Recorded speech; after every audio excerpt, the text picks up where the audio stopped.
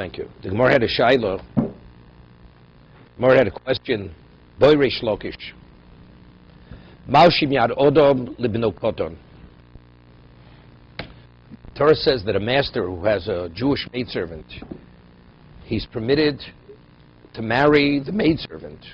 We'll see if it's even encouraged that he should marry her. Is he able, and the Torah says, if he's not interested, he can marry her off to his son. The son that the Torah is discussing, is it an adult or is it even a minor? Maushim yad odom libno koton.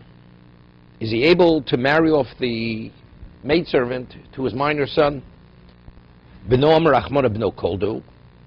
When it says beno, does beno mean even as a minor? O dilma beno dumi didei. Or maybe beno means similar to himself. Mahu godel av beno godel. Just as he's an adult, his son must be an adult. Beno yodeno. That's the pasuk.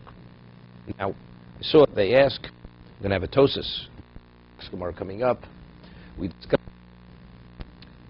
Gemara says in Sukkah, on the first day of Sukkot, you should not give the daled medium to a minor. Why? The mitzvah yourself. Since the first day, the Torah says the one who's Yotzi must actually own the daled medium. So the moment you transfer the ownership to the minor, so now, but the minor cannot transfer it. So the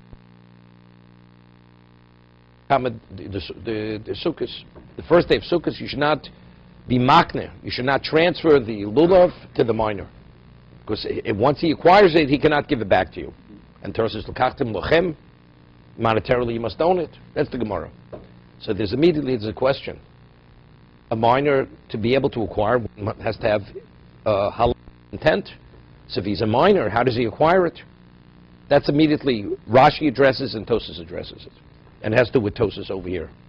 The Gemara over here discusses Gemara coming up. A father says to a child, his daughter, a minor, "Si v'kabli kiddushin."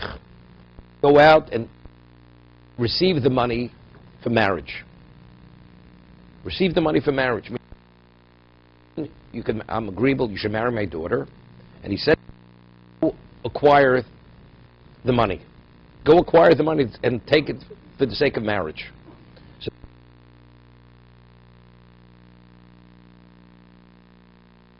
Knano, she's a minor. A minor does not have the ability to acquire. So Tosas introduces a concept which Tosas says in Sukkah, explains in Sukkah. There's a concept known as das acheres makne, that to acquire something that's ownerless, so the object which is entering to the domain of the how to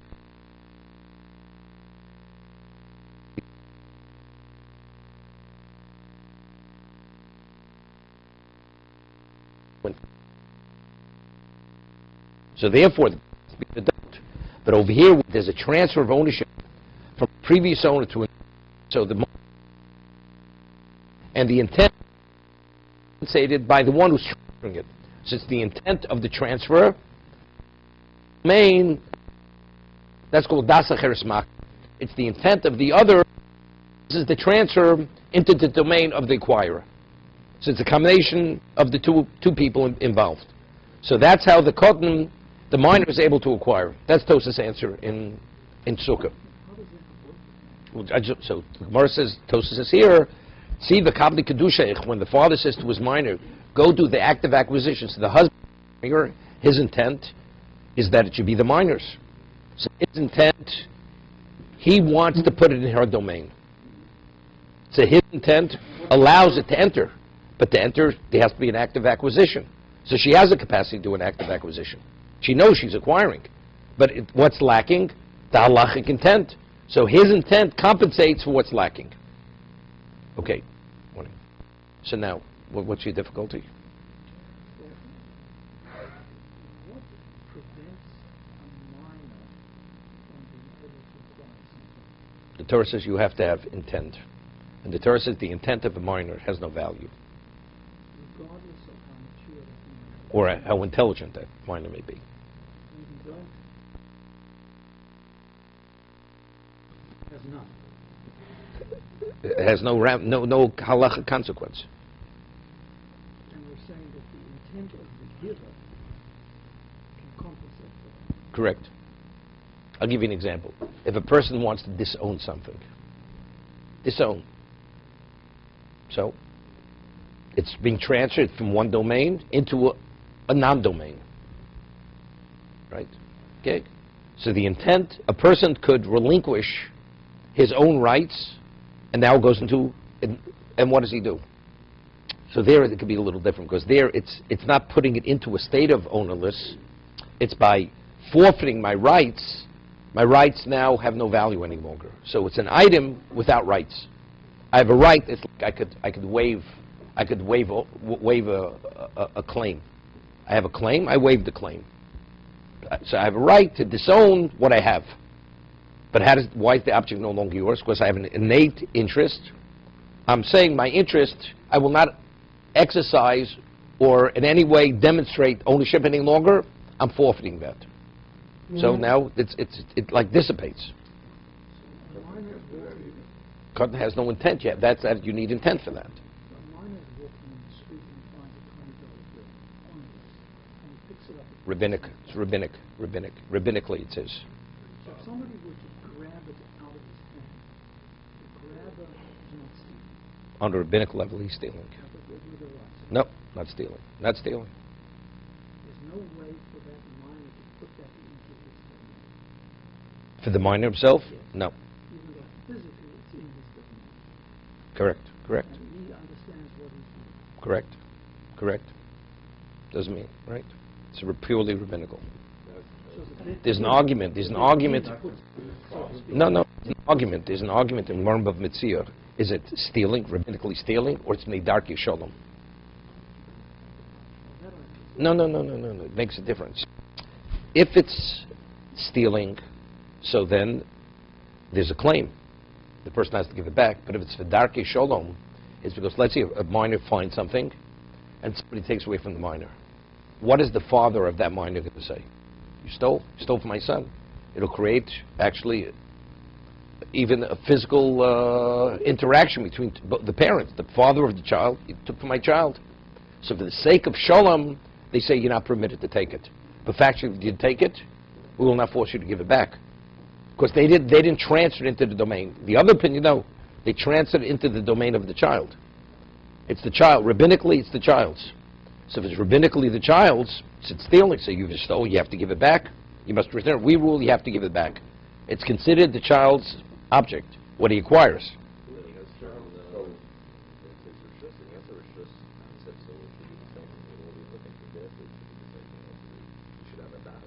Wait. Correct. But I'm saying, Tosas learns, that's by which something is ownerless. But what if you have Dasach Hashmakna? Tosas says that's a Doraisa, that's not a Drabanan. The person owns it on a Torah level. Rashi explains it, what you're saying now. That the reason why Rashi rejects this whole concept of Dasach Hashmakna, that you can't take someone else's intent and it should compensate for what's lacking in terms of the acquirer. He says, the rabbi said a child is of a certain age and he understands what he's doing. Rabbinically, we value that intent. So therefore, rabbinically, it's considered his, but that's only in regard to himself. But to transfer it to another party, that's not. To bring into his domain, we value the intent. To transfer it out of his domain, that we don't value his intent.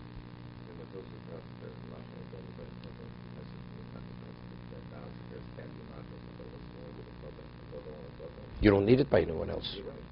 You don't need it. Right? It's not necessary. Rashi rejects it. He has the concept, he rejects it. Why is from Russia's point of view, when that son makes a bracha on the Lulav, is it not a bracha on the No, because rabbinically it's his. Yes, but Midrash it's not. Again, there's no such thing as bracha on the Torah level, correct? Now, what determines whether something is considered, first of all, Tosa Shita is, in Rosh Hashanah, anytime you say the name of Hashem within the context of value, it's not saying the name of Hashem in vain. You want to say a bracha over it 10,000 times, one after another, you've done nothing wrong on a Torah level. Because it's within a context. You're acknowledging Hashem within a certain context. That's not Lo Sis Hashem Hashav. You're not saying the name of Hashem in vain. You're not. The Rambam says no. It was given over to the Chacham to determine when is it appropriate, when it's not appropriate. So if you violate their guidelines, you're in violation of Torah level, saying the name of Hashem in vain. So over here, rabbinically, they said a child of, in this context, says a bracha. So if that's the case, it's not a bracha levatola.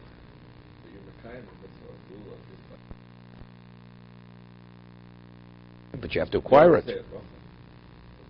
Okay. You have to. Can I ask you a question? First day of Yom Tov, where it must be yours, I say you could take my lulav, but I'm not transferring ownership to you. You're taking it physically. You're holding it. You say a bracha. What is it? It's a bracha levatola. Torah says it must be yours. The first day of Sukkot, the 4 species must monetarily be yours. So unless the child owns it, it's not the mitzvah. See, it's a bracha levatola. Child, you're not doing anything for the child.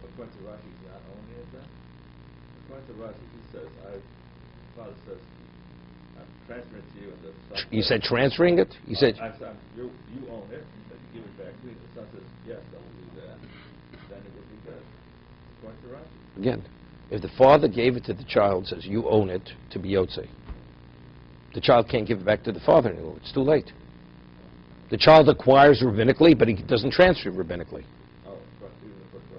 That's the Gemara.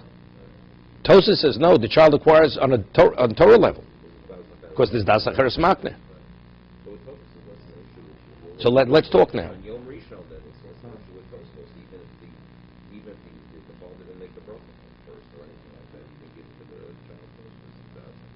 But what does the father do afterwards? He doesn't have a lulav. He can't get it. That said, Gemara says you shouldn't do that. You first be yotzi yourself, then give it to your child. No, a borrowed lulav is sufficient. You don't have to own it the other days, the subsequent days. No. On a Torah level, only the first day. No. The second, no. The second day, there's a question of halacha. It's fake yoma. Let's talk about the third day. It's explicit in the Gemara. Lulav shol is valid. You can borrow something. You don't have to own it. So you don't have to give it to someone. No, matorah maslach is not necessary. Beyond the first day. Not necessary. Because it's only when they legislate rabbinic mitzvah, the aspect of ownership has no relevance. Correct. Correct.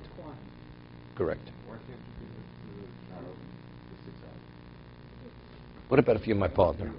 What about? So we discussed that. That's not valid. Because there's a partnership. It has to be totally yours. No, during that time I own it for after 6 hours. Right? Time sharing. So right now there's somebody who owns it for after the 6 hours. Matanam nas. No, matanam. No, because the matanam it doesn't work because the child can't give it back. The condition can't be met. The condition can't be met. Right? I'm giving you on condition you give it back to me. The child can't transfer back. So that means the initial giving was never a giving. Was never a transfer. Okay. So now, the Gemara says, why does the child have to be an adult, the son? It has to be similar to himself. Now the question is, maybe the original maidservant, maybe the master is an adult, is a minor. We say, what's the basis? Maybe does beno mean beno, even koldu, even a minor, or it has to be similar to himself? Just as he's an adult, maybe the child's an adult. Who said he's an adult? Maybe the father is a minor. Because there's an opinion. Wait. The Gemara says in Sanhedrin that there's machlokas whether a minor is able to father a child. Right?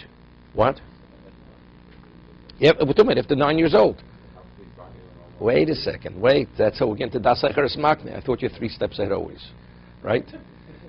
So over here, maybe somebody had purchased the Amavri on his behalf and transferred it to him.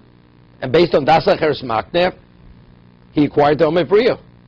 So he, as a minor, has an Amavriya. He fathered a child as a minor, even though Yideno. According to Rashi, there's no such thing as das acheres makne. It's clear. Beno dum yididei just says he's an adult. His child has to be an adult. But according to all the other positions, the Das Cheres Makna is a valid transfer. Maybe somebody transferred the Amivriya to him, and as a result of that, okay, now, if I buy an Amivriya, now how do you transfer an Amivriya to the, you say, the father? The father of the girl sold his daughter to the minor, right? That would be the case.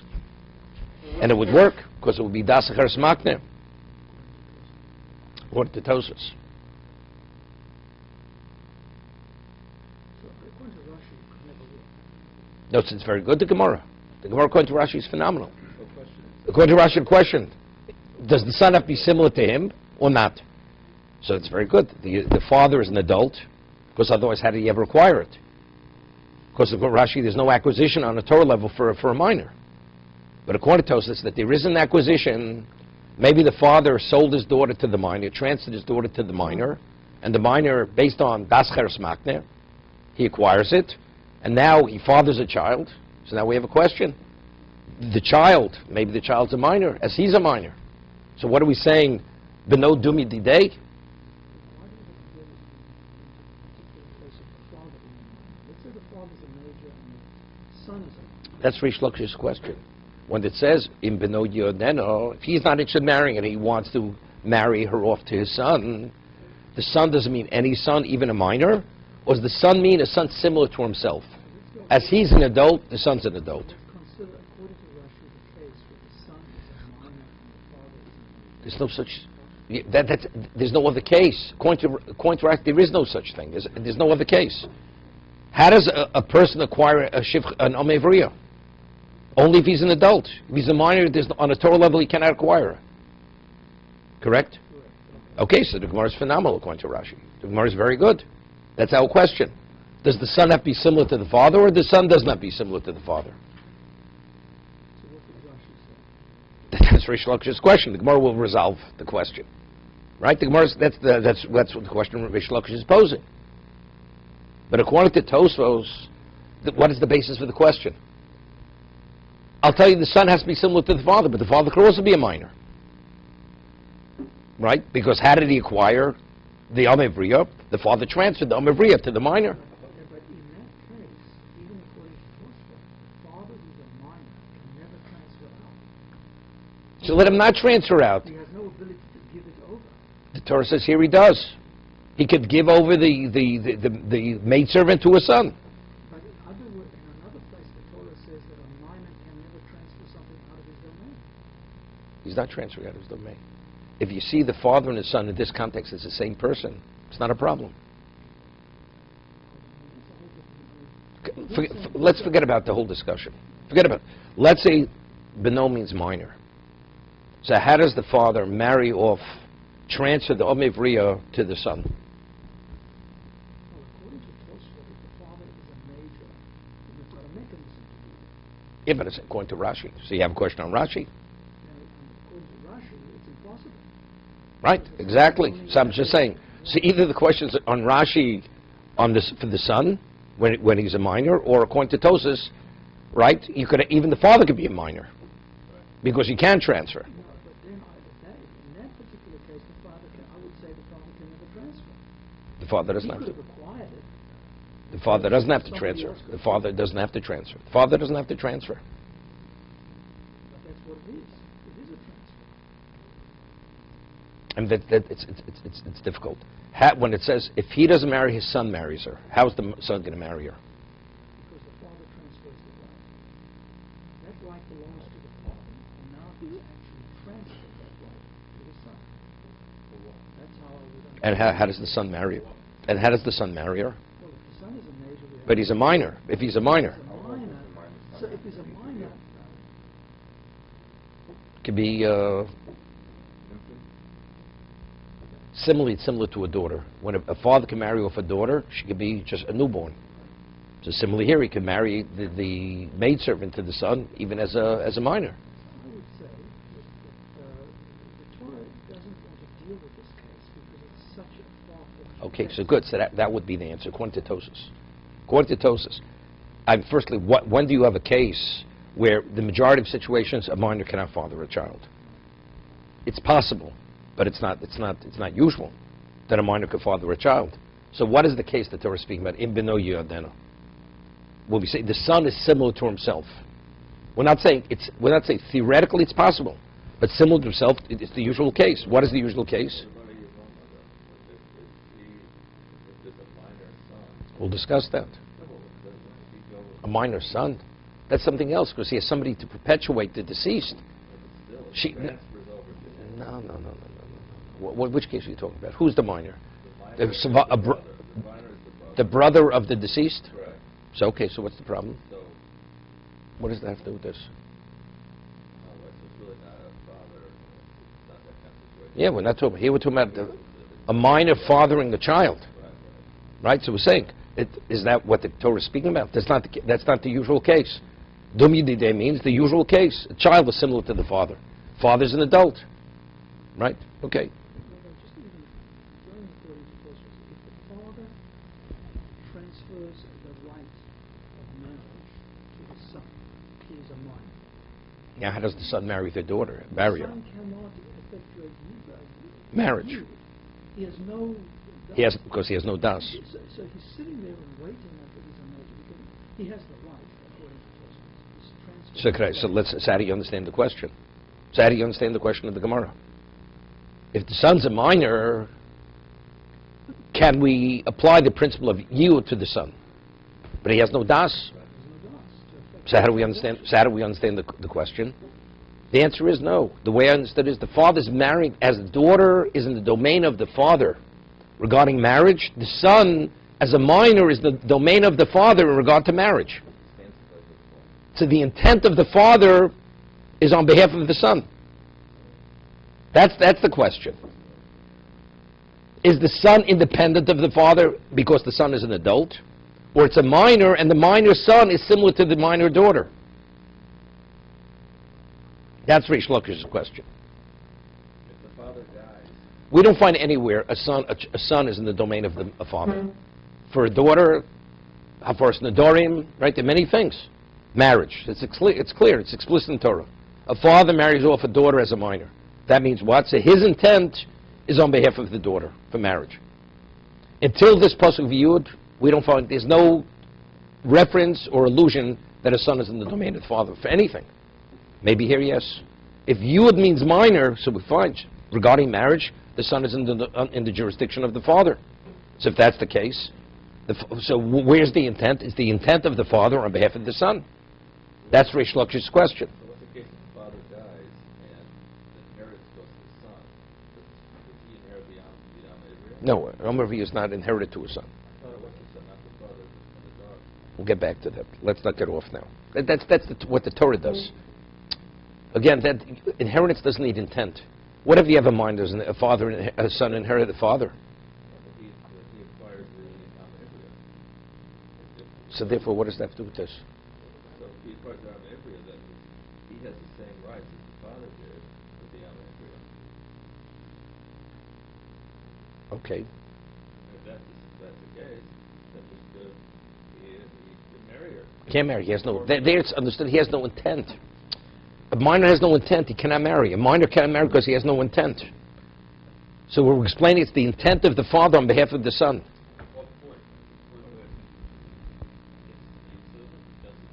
Whenever he chooses. When? No. As himself.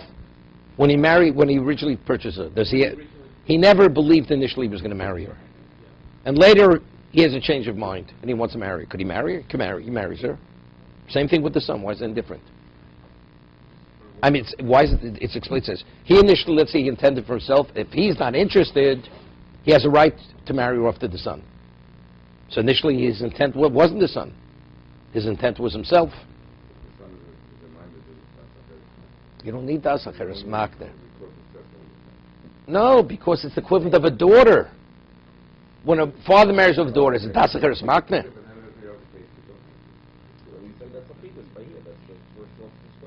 That's his question. When the Torah says a father could be miyayit to the son, if it's a minor, so then the son would be the equivalent of the daughter. Now, technical question. When the father acquires the uncle, he is things that happen. One is she's transferred to him, and the second, he has an option on marriage. Within that right, he has an option on marriage. And these things happen sequentially, not together. First is the transfer into his domain, and then he's got a waiting period until he decides. No, immediately. He could, but it doesn't happen. Included within that, I take ownership. Ownership means whatever I choose to, either servitude or marriage. That's not my question. Yeah. It's a two-step process. There's two specific things that have to happen. One is the man has to take ownership of this woman, this girl, and the second thing is when he decides. Okay, the decision has to be made. There's two things. Now, when he transfers to the son, we go according to again, two things have to happen. One is the transfer of that right, or that ownership of her to the son. And then the second step is the yield step. It could take place. That could take place simultaneously. If he attempted to do it sequentially, I don't know would it work? It's not sequentially. No, it wouldn't work because you can't transfer. The son it doesn't have the ability to acquire. No, we said according to Tosfos. Okay, he could. But now, once the son has acquired. Yeah, but a master cannot sell. You cannot sell a slave. That's selling. You can't sell a maidservant. What have you done? How is it? She's transferred. I have a right to take, because there is in regard to marriage, I have a right to marry the maidservant, transfer my right of marriage to my son.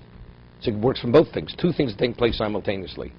My right of marriage, I'm giving to my son, and my son, my intent is my son should be married to this woman. Now, if all of it happens together, so that the time, instantaneously at the time of the transfer, yield is taking place, I get it.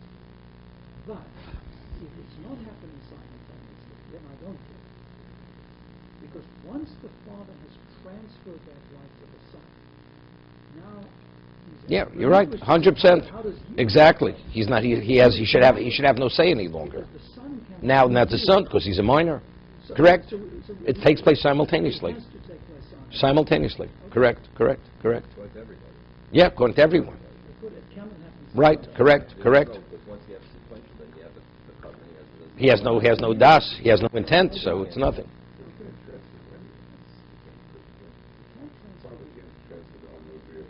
That's besides that. But even if he could, then okay. So now we understand the question. Let's try to resolve it. Toshma. Omer Ebzera Toshma. Ish prat lakoton. When it speaks about adultery, ish means an adult to exclude a minor. Asher yinaf es eshes. Eshes. Ish. Prat leishes koton. It's eshes ish, the wife of an adult. So not the wife of a minor. Now, so we're excluding the wife of a minor. V'amrid miyayid im kein motzinu ishes lakoton. If we say that a father could marry the maidservant to his minor son, so I have such a thing. I have a married woman who's married to a minor. Right? Good. So what are you going to say? Elamai, einu miyayid. Maybe you say the father cannot. So there's no such thing as what? As a woman being married to a minor. So the Gemara says, "Amai kumamait kro." Right? The Torah writes an extra word to tell me that when a person commits adultery, he's only liable for the death penalty when or she, if it's eshes ish, to exclude the wife of a kohen. But there's no such thing as the wife of a minor. We don't need an exclusion. Doesn't exist. Not guilty? No, she's not married. We had earlier. Almana. We had a case of Almana. A woman marries herself off to a Kohen Gadol. Marries herself. Is she an Almana? She's not an Almana. Although she lived as a wife of a man. But an Almana can marry a Kohen Gadol. No, Kohen Gadol. Kohen Gadol, Gemara said earlier. Almana, Kohen Gadol. Right? It's a valid sale. Right? Somebody says, who married off originally? If she married herself off as a minor, we're talking about the maidservant. It's not a marriage. So how do you call her a widow? Same thing here. We have to say, if you commit adultery with the wife of a minor, it's not adultery. There's no liability of death penalty. She's not his wife. You have to tell me it's not adultery. It's not his wife. So evidently the Torah is telling me, even though it is his wife, because it's the wife of a minor, there's no liability of adultery. Even though it is adultery. Okay? So Elamai, right? Elamiyait. So you can tell me what he cannot. Amaikum lekro. So why does the wife of the minor have to be excluded if there's no such thing as a wife of a minor? Tifshid mino. So we're able to resolve from here the miyayit, that a father could marry off the maidservant to a son who's a minor. So I do have a wife of a minor, correct? And therefore, despite the fact that she's a married woman, but she's not married to an adult, there's no liability of the death penalty.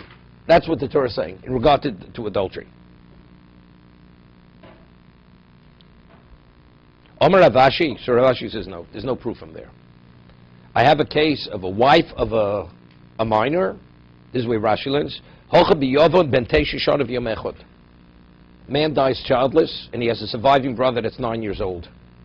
He's 9 years old. Habal yivimto askinon. And he performed yibum. He actually cohabited with his sister-in-law, the widow. The medoraisa chazilei. On a Torah level, she's what? She's attached to him. Rashi says there's zika, right? There's zika here. There's a connection between the widow and the surviving brother. So the way Rashi learns, on a Torah level, he acquires her. She becomes his wife. If a koton performs yibum as a minor at the age of 9, where the act is considered an act of cohabitation, she's what? She becomes his wife on a Torah level. Wait. Right, because he's only taking over the marriage of the deceased. Nothing. It's just the act. The act of cohabitation that solidifies the connection. The Torah says that's in any case of yibum. Any case of yibum, and we discussed. There were even somebody shown him. There's a question whether you need Eidim on yibum. Whether you need Eidim. Right? You need, normally we say Eidim is likiyume. A marriage without witnesses is not a marriage.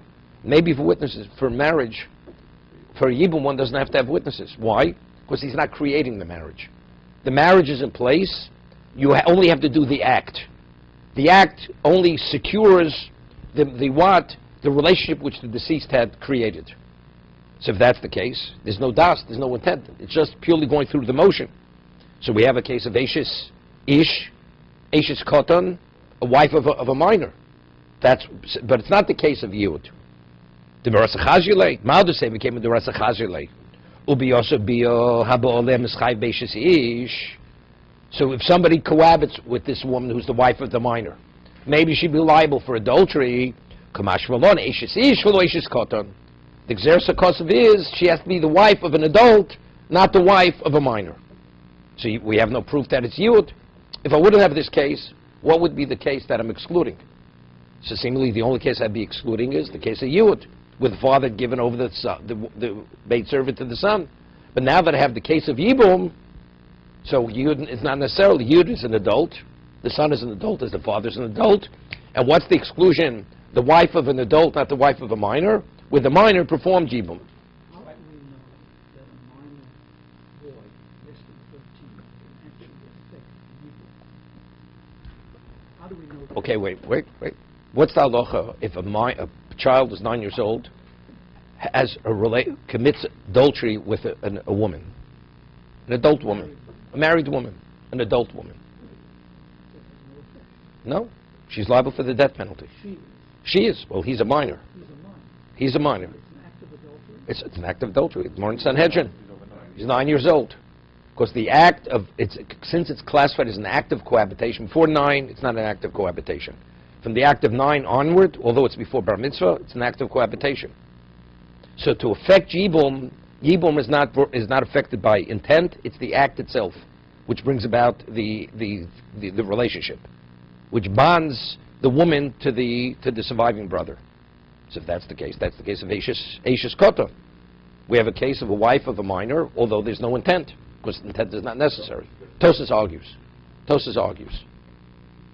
Tosas argues Rashi, and we have to reconcile Rashi with the Gemara in Yevomis. Because the Gemara says in Yevomis that Rashi says because we find that he inherits her, and he did many things. Tosas says that's all rabbinical. On a Torah level, he does not inherit her. That's all purely rabbinical. So if that's the case, how do we understand the Gemara? Okay, we'll leave it at that right now. But Rashi's learning is on a Torah level, the acquisition. She was an Ashes Kodo before. Yeah. And then the husband died. Now the cousin. Now she's Ashes Koto. But now that changed his status. It doesn't say Ashes Kodo. When Well, you're continuing. He's stepping into his father's footsteps. that's for his brothers. His brothers, Yeah. So what? Not in But that- factually, whose wife is she? She's the wife of a minor. So Ashes Ishul Ashes Koto. That's the reason. Yeah.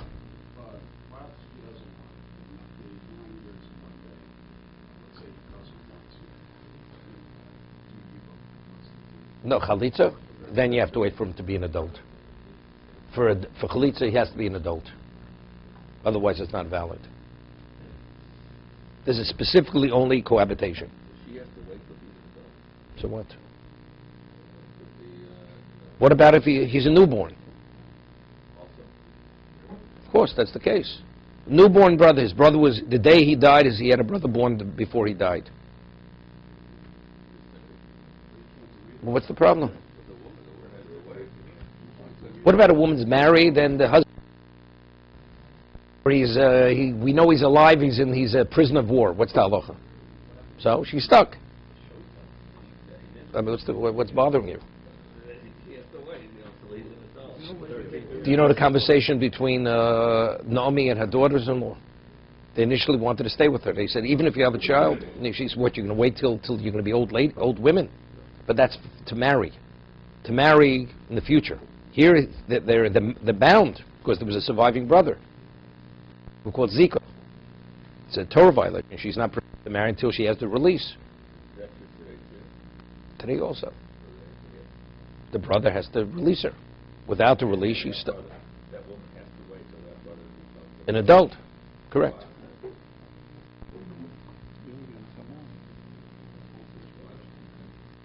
To be continued.